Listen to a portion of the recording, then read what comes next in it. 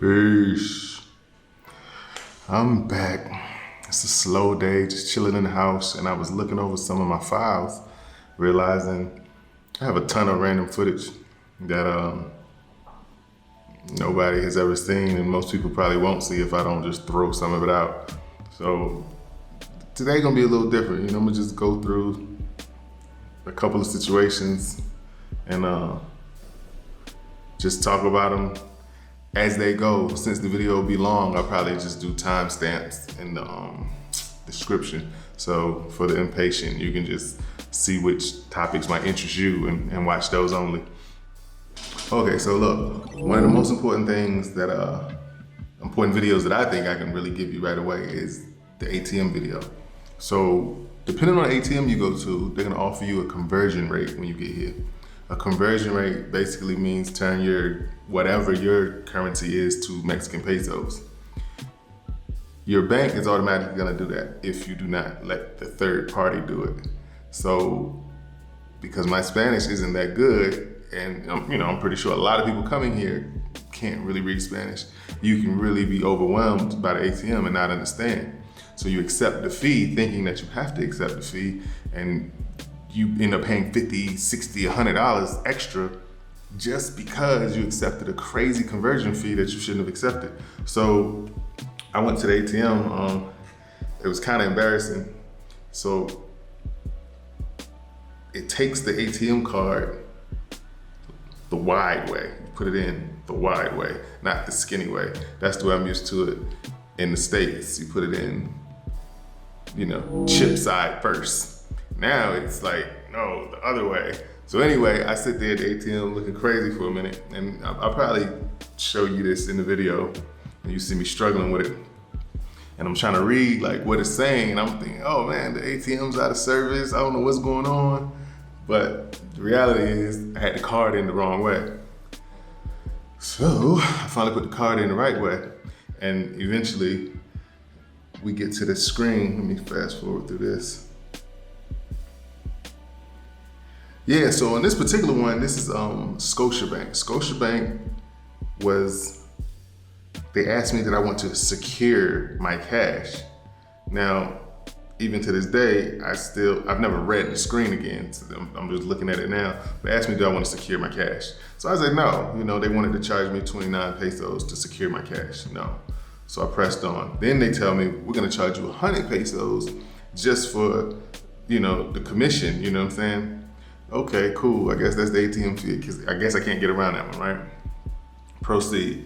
So then we get to the screen of major question and concern, and it's like, it breaks down the ATM service fee, the purchase insurance, the total amount in Mexican pesos, the exchange rate. So it says includes 12% markup over wholesale rate. And then it says in the corner, which you can't really see because of the angle, but it's like they're trying to charge me like 50 something more dollars just for this conversion. This is a nightmare, like, especially if you go to the ATM more than you should. Like, this is crazy. So, simply put, decline the conversion. You would think that it would cancel the transaction. No, it won't. If you cancel the other fee, there is a fee, just your ATM service fee. If you cancel that, that's the end of it. You can't get no money out. But if you cancel the conversion, you'll just keep on, process your thing as usual, and they'll give you your cash. You grab your cash, and then they give you your card afterwards. That's kind of different from what I'm used to as well too. But don't say Brother Abdul ain't try to help you and put you on some game so you save a couple dollars. You know what I'm talking about? Because they will get you. All right, boom. So here goes another situation. For all, whether you watch me or not, you know that I like riding the bikes. So in this video, I'm riding the bike, and this is like the first and second day I'm here, and dude literally almost killed me on the bike. Like, maybe I'm exaggerating. I'm gonna let you watch and you tell me what I did wrong, what they did wrong. So in this video, you can see me, okay, I gotta back it up. This is gonna be tricky, trying to show you guys the video and match my real-time conversation. But I'm sitting behind the cab, and you can see a little skinny lane between me and the cab. Now this intersection is huge, and here the intersections, they don't go just straight up and down, straight across. They have curves and turns, so it's like an 8-way intersection. It's pretty complicated, in my opinion. You know what I mean? So what you can witness is I'm in a straight lane. There's a right turn lane right here, right? You see the right turn lane, which is empty. I'm behind the pink cab, and I decide to ride with the cab across to the next lane. What you can't see is on the left of me, there's a van. Now this van, right, he decides that he wants to turn right. Instead of being in the right lane, he's not even in the straight lane, he's in the other lane. He's almost in the left turn lane. And as we proceed right now, you see me riding, and here comes this van coming across last minute.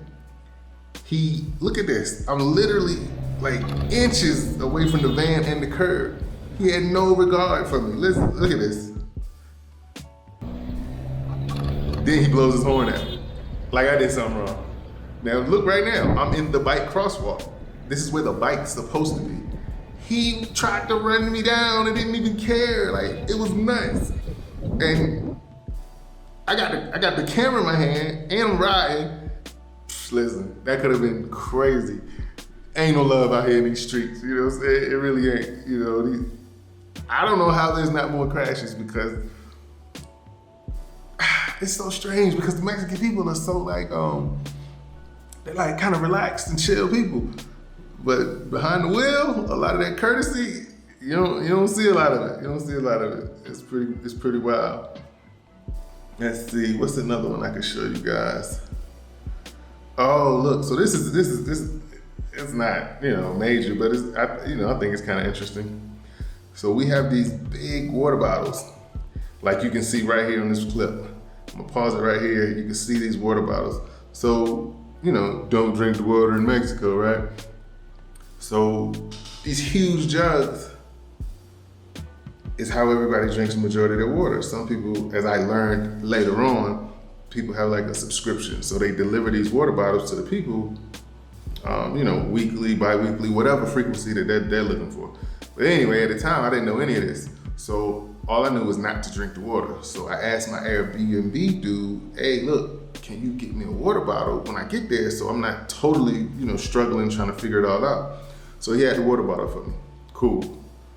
2 weeks later, the water bottle almost gone. So I'm like, hey, how do I get the water bottle refilled? So he's like, ask the doorman. My doorman, honestly, I've been here almost 2 months, and on personal connections, like, I've only ran into like 2.5 assholes. He happened to be one of them. Sorry. I don't know why he wouldn't speak unless I he would get him like real nonchalant, like, okay, whatever. Like he ain't like me for whatever reason. So that was that. But so I talked to the doorman. He's like, he's pretending that he can't understand me at all. Cool, but bruh, I have the translator. I'm showing you what I'm saying in case I'm saying it wrong. So he's still kind of like brushing me off, like whatever, like figure it out. I'm like, wow, that's crazy. So I don't want to ask the Airbnb dude about it again. Like, yo, my nigga, well, what's up with the water? So anyway, he tells me, oh, just take it to the 7-Eleven on the corner and you can swap it out. Okay, but the brand that I have is Seals, C-I-E-L, I think, or something like that. And the brand that they have is something else. So I kind of don't trust it, but I'm like, all right, he must know what he's talking about. So I go to 7-Eleven, of course, they don't have any English, and it was like a lot of lines, so I didn't feel like holding the line up with my translator, just being an annoying immigrant, you know what I mean? So I move on out the way. So then I walk across the street the next day to this other place. I forgot the name of it. But I go in here, talk to the lady, and I'm like, I'll just let you see. Hola. No habla español, pero... No. No. No. No, es que yo trabajo en otra marca, pero no es aquí. ¿Dónde? Más adelante hay otra tienda. igual ahí sí la puedes cambiar, Ok. pero más adelante está lleno. Ah, ok. Muchas gracias. So it's funny watching these videos back, right? Because at the time, it felt super overwhelming. I didn't have a clue what she was saying, what was going on. And I mean, I kind of understood. So again, I approach her with the translator app. I tell her, hey, look, sorry, I don't speak Spanish, but, and I let her read it. Hey, you know, I have an empty water bottle. Can I exchange it for the full water bottle and buy the full water bottle here, whatever? Because that's what they tell me. You take the old one back, you get the other one, and it's like a credit thing. At home, we have gas for the grill. So it's like the propane tank. You take your empty propane tank back, pay a little money, and you leave with the full one. But you initially have to have the full one to get the, you know, the proper rate. So anyway, she's like, nah, bruh, you gotta go up the street with that. You know what I mean? Like, where? You know what I mean? It's just crazy. It's crazy. All this stuff is like, it's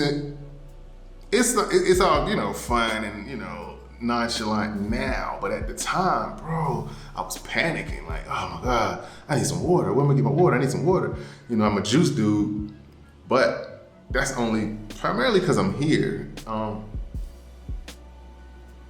Normally I drink a lot of water, but here, so that's something else to talk about. Bathrooms, they don't have public bathrooms like readily available. Like you can't just go to a public bathroom. They just don't have them. And like gas stations and all that, you have to pay for the bathroom. I don't know exactly how much it costs because I haven't done it yet, but it throws off my like my water intake. I don't want to drink too much because then I keep running to the bathroom, then I got to keep paying, but I'm walking everywhere. I'm not in the car. I'm not, you know, it's an inconvenience. And it sounds like it's real, like, oh yeah, that's no big deal. No, it is. Your lifestyle, you have to be used to this. You know what I mean? And this is something that nobody can like train you for, get you ready for. This is something that you get, you know, you just find out on the fly. And hopefully you don't find out and you gotta go boo-boo somewhere because it's crazy. You have to, you gotta plan your day, you know? You gotta plan your day, plan what you eat. If you have a sensitive stomach, you gotta plan what you drink, when you drink it. Because like I said, you gotta find the bathroom. They're not just all over the place. Like payphones. They got a ton of payphones if you need a payphone. So actually that's a pretty funny segue. Another super frustrating day and kind of embarrassing, especially I haven't looked back at this, but I got a feeling this is gonna be crazy. When I first got here, like this was the very second day or so, I had went and bought my SIM card to get my phone number. And oh my God, you can't believe anything anybody says online. If they don't show you step for step, and even then, like maybe because times change and you know, different things happen. So maybe, but anyway, the guy was like, oh yeah, just buy the card and you know, it's no big deal. And you know, you go on your way and you can activate it at home, whatever, you know, they're gonna try to charge you, but don't you let them charge you. And I'm like, okay, you know, so I go buy the card, right? I'm gonna try to find a clip. And all right, so they're not called SIM cards here, they're called chips. So I asked her for a chip. Well, here you go, I'll roll the clip and try to explain afterwards. And like that,